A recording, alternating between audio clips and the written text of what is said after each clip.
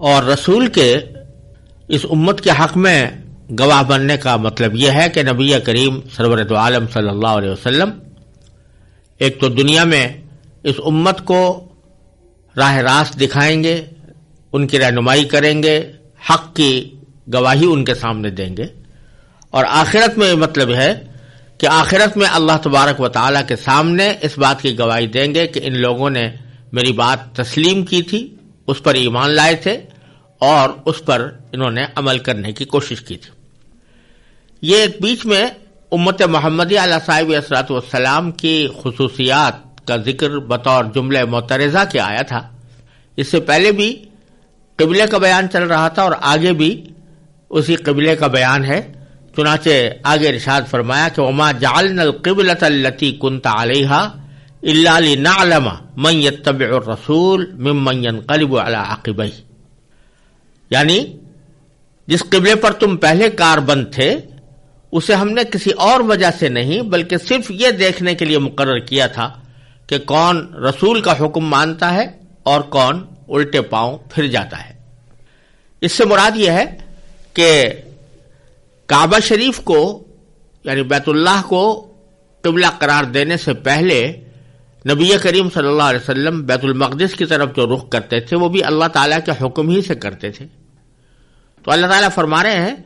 کہ ہم نے تمہیں بیت المقدس کی طرف رخ کرنے کا جو حکم دیا تھا وہ در حقیقت اسی وجہ سے دیا تھا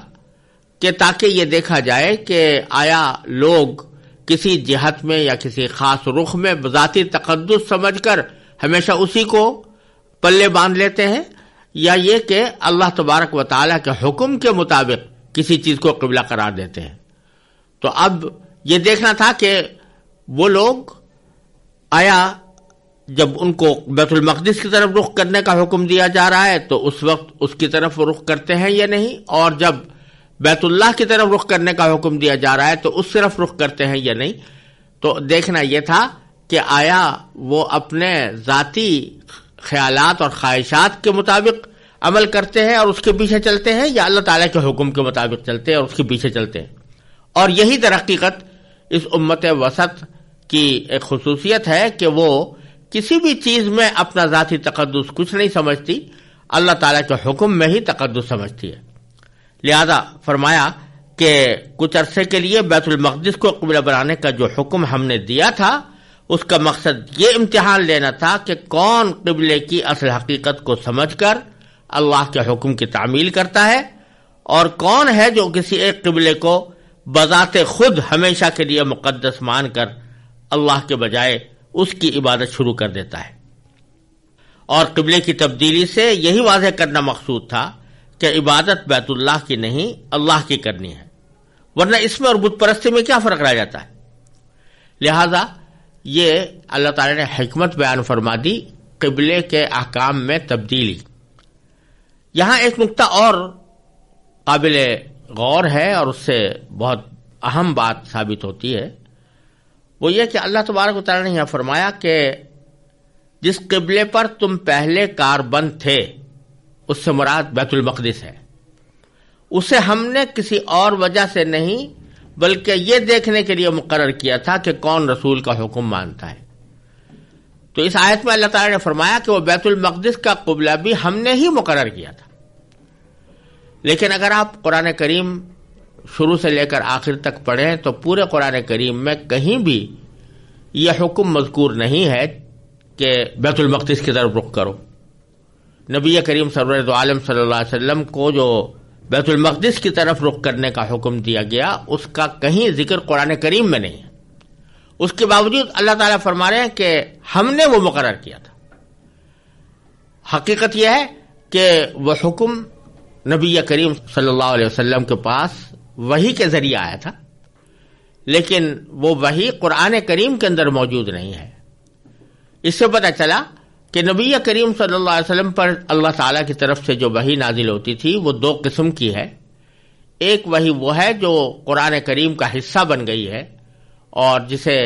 قرآن کریم کے ایک حصے کے طور پر دنیا کے آخر تک اس کو تلاوت کیا جاتا رہے گا، اس کو وحی مطلوع کہتے ہیں۔ اور ایک وحی وہ ہے کہ جو قرآن کریم کا حصہ نہیں بنی لیکن نبی کریم صلی اللہ علیہ وسلم کو وحی کے ذریعے کسی بات کا حکم دیا گیا یا کوئی بات بتائی گئی، پھر آپ نے لوگوں کو اپنے الفاظ میں وہ بات بتا دی، اس کو وحی غیر مطلوع کہتے ہیں۔ اور جس طرح وحی مطلوع یعنی قرآن کریم کے ذریعے جو وحی نازل ہوئی ہے اس کا اتباع لازم ہے، اسی طرح اس وحی کا اتباع بھی لازم ہے کہ جو نبی کریم صلی اللہ علیہ وسلم پر نازل ہوئی لیکن قرآن کریم کا حصہ نہیں بنی۔ تو اس سے نبی کریم صلی اللہ علیہ وسلم کے جو ارشادات ہیں اور آپ نے جو کچھ بھی تعلیم دی ہے یا جن باتوں کا حکم دیا ہے، معلوم ہوا کہ وہ بھی وحی غیر مطلوب کے ذریعے آیا ہے، اور جس طرح قرآن کریم کے احکام واجب الاتباع ہے، اسی طرح نبی کریم سرور دو عالم صلی اللہ علیہ وسلم کے احکام بھی انسان کے لیے واجب الاتباع ہے۔ پھر آگے اللہ تعالیٰ فرماتے ہیں وَإِن كَانَتْ لَكَبِيرَةً، اور اس میں شک نہیں کہ یہ بات تھی بڑی مشکل۔ کون سی بات؟ کہ ایک شخص اتنے عرصہ دراز سے ایک خاص قبلے کی طرف رخ کرتا چلا آ رہا ہے اور اس کو اچانک یہ حکم مل جاتا ہے کہ ادھر سے رخ پھیر دو۔ تو یہ بات بڑی مشکل تھی، کیونکہ جو لوگ صدیوں سے بیت اللہ کو قبلہ مانتے آ رہے تھے ان کے لیے اچانک بیت المقدس کی طرف رخ موڑ دینا کوئی آسان بات نہیں تھی، کیونکہ صدیوں سے دلوں پر حکمرانی کرنے والے اعتقادات کو یکایک بدل لینا بڑا مشکل ہوتا ہے۔ اسی طرح جب یہودی اور نصرانی بیت المقدس کی طرف رخ کرتے چلے آ رہے تھے تو صدیوں سے ان کا یہ معاملہ تھا اور اسی کو وہ درست سمجھتے تھے۔ اب اچانک ان کے لیے تبدیلی بھی بڑی مشکل تھی، لیکن اللہ تعالیٰ فرماتے ہیں کہ یہ مشکل تو بہت تھی، الا علی الذین ھدی اللہ، لیکن ان لوگوں کے لیے مشکل نہیں تھی جن کو اللہ نے ہدایت دے دی تھی۔ یعنی مطلب یہ کہ جن لوگوں کو اللہ تعالیٰ نے یہ سمجھ عطا فرمائی کہ کسی بھی چیز میں کوئی ذاتی تقدس نہیں ہے اور اصل تقدس اللہ تعالیٰ کے حکم کو حاصل ہے، ان کو نئے قبلے کی طرف رخ کرنے میں ذرا بھی دقت پیش نہیں آئی، کیونکہ وہ سمجھ رہے تھے کہ ہم پہلے بھی اللہ کے بندے تھے اور اس کے تابع فرمان تھے، اور آج بھی اسی کے حکم پر ایسا کر رہے ہیں۔ پھر اگلے جملے میں اللہ تبارک و تعالی نے ارشاد فرمایا وَمَا كَانَ اللَّهُ لِيُضِيعَ إِيمَانَكُمْ، اور اللہ تعالیٰ ایسا نہیں کہ تمہارے ایمان کو ضائع کر دے۔ اس کا ایک مطلب تو یہ ہے کہ اگرچہ نئے قبلے کو اختیار کر لینا مشکل تھا، لیکن جن لوگوں نے اپنی قوت ایمانی کا مظاہرہ کرتے ہوئے اسے بے چون و چرا مان لیا، اللہ تعالیٰ ان کے اس ایمانی جذبے کو ضائع نہیں کرے گا، بلکہ انہیں اس کا عظیم اجر ملے گا، ثواب ملے گا۔ اور دوسرا یہ جملہ ایک سوال کا جواب بھی ہے جو بعض صحابہ کرام کے دل میں پیدا ہوا تھا، اور وہ یہ کہ جو مسلمان اس زمانے میں انتقال فرما گئے تھے جب قبلہ بیت المقدس تھا، تو کہیں ایسا تو نہیں کہ ان کی وہ نمازیں جو انہوں نے بیت المقدس کی طرف رخ کر کے پڑھی تھیں قبلے کی تبدیلی کے بعد ضائع اور کالعدم ہو جائیں، کیونکہ اب قبلہ بدل گیا ہے، انہوں نے دوسرے قبلے کی طرف رخ کر کے نمازیں پڑھی تھی۔ آیت نے یہ جواب دیا کہ نہیں، کیونکہ انہوں نے اپنے ایمانی جذبے کے تحت وہ نمازیں اللہ تعالیٰ کے حکم ہی کی تعمیل میں پڑھی تھیں، اس لیے وہ نمازیں ضائع نہیں ہوں گی۔ پھر فرمایا کہ ان اللہ بالناس لرؤوف الرحیم، در حقیقت اللہ لوگوں پر بہت شفقت کرنے والا بڑا مہربان ہے۔ پھر اللہ تبارک و تعالی نے آگے نبی کریم سرور دو عالم صلی اللہ علیہ وسلم کی اس خواہش کا تذکرہ فرمایا ہے کہ اگرچہ اللہ تعالیٰ کے حکم کی تعمیل میں آپ بیت المقدس کی طرف رخ کرتے رہے اور 16 مہینے اسی حالت میں گزارے، لیکن آپ کی طبی خواہش یہ تھی کہ قبلہ بیت اللہ کو بنا دیا جائے جو حضرت ابراہیم علیہ السلام نے جس کی تعمیر نو کی تھی۔ اس غرض سے کبھی کبھی نبی کریم صلی اللہ علیہ وسلم وحی کے انتظار میں اپنی نگاہیں آسمان کی طرف اٹھاتے تھے کہ شاید کوئی وحی آ رہی ہو جس کے ذریعے قبلے کے تبدیلی کا حکم آ جائے۔ اس کا ذکر فرمایا ہے باری تعالیٰ نے کہ قد نرى تقلب وجهك في السماء، اے پیغمبر ہم تمہارے چہرے کو بار بار آسمان کی طرف اٹھتے ہوئے دیکھ رہے ہیں، یعنی اس انتظار میں، اس اشتیاق میں آپ چہرہ اٹھا رہے ہیں کہ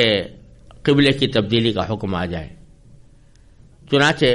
فَلَنُوَلِّيَنَّكَ قِبْلَةً تَرْضَاهَا، چنانچہ ہم تمہارا رخ ضرور اس قبلے کی طرف پھیر دیں گے جو تمہیں پسند ہے۔ اور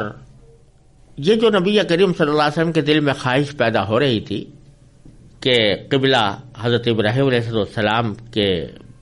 تعمیر نو کیے ہوئے بیت اللہ کو بنایا جائے، یہ در حقیقت اس وجہ سے کہ نبی کریم صلی اللہ علیہ وسلم کو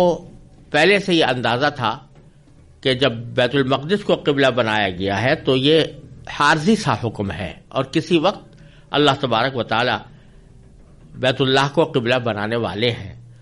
کیونکہ بیت اللہ بیت المقدس کے مقابلے میں زیادہ قدیم بھی تھا اور اس سے حضرت ابراہیم علیہ السلام کی یادیں بھی وابستہ تھیں، اس لیے آپ کی طبی خواہش بھی یہی تھی کہ اسی کو قبلہ بنایا جائے۔ تو اللہ تعالیٰ فرماتے ہیں کہ اب ہم تمہیں وہی قبلہ دے دیں گے جو تمہیں پسند ہے، یعنی بیت اللہ جو حضرت ابراہیم علیہ السلام نے جس کی تعمیر نو کی تھی۔ چنانچہ آگے پھر صریح الفاظ میں یہ حکم آ گیا کہ فولی وجہ کا شطر المسجد الحرام، لو اب اپنا رخ مسجد حرام کی سمت کر لو، یعنی جس حکم کا پہلے وعدہ کیا گیا تھا اب اس حکم کو نافذ کرنے کے لیے یہ جملہ ارشاد فرمایا گیا کہ اب اپنا رخ مسجد حرام کی سمت کر لو، اور فرمایا کہ وحیثما کنتم، آئندہ جہاں کہیں تم ہو، فولوا وجوہکم شطرہ، تو اپنے چہروں کا رخ یعنی نماز پڑھتے ہوئے اسی کی طرف رکھا کرو۔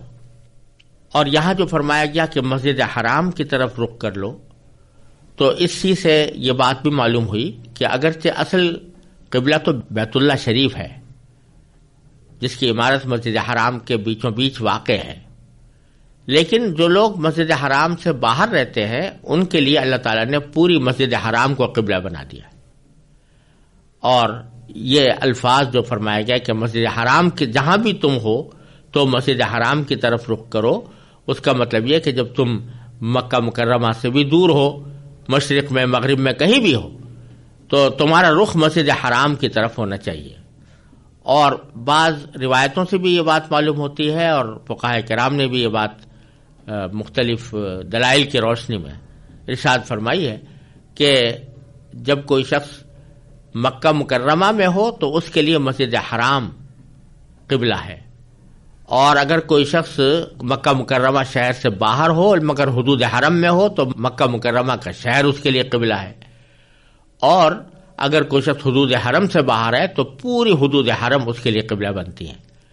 اسی لیے یہ آسانی اللہ تبارک و تعالی نے عطا فرمائی ہے کہ جب کوئی شخص ہزاروں میل دور قبلے کی طرف رخ کر کے نماز پڑھ رہا ہے تو وہ بالکل عین کعبے کا مکمل رخ ہونا لازمی شرط نہیں ہے، انسان کو ضرور چاہیے کہ وہ جتنا کعبے کی طرف حقیقی رخ کر سکے اتنا ہی کرے، لیکن اگر تھوڑا بہت انحراف ہو جائے تو اس کی وجہ سے نماز فاسد نہیں ہوتی، نماز پھر بھی ہو جاتی ہے۔ اور پھر آگے فرمایا کہ وَإِنَّ الَّذِينَ أُوتُوا الْكِتَابَ لَيَعْلَمُونَ أَنَّهُ الْحَقُّ مِنْ رَبِّهِمْ، اور جن لوگوں کو کتاب دی گئی ہے یعنی یہودی اور نصرانی، وہ خوب جانتے ہیں کہ یہی بات حق ہے، یعنی جو اللہ تعالی نے اب قبلہ متعین فرمایا ہے یہ حکم برحق ہے، من ربہم، جو ان کے پروردگار کی طرف سے آئی ہے۔ یہ اس لیے کہ اہل کتاب کو یہ بات اچھی طرح اس لیے معلوم ہے کہ وہ لوگ حضرت ابراہیم علیہ السلام کو مانتے تھے،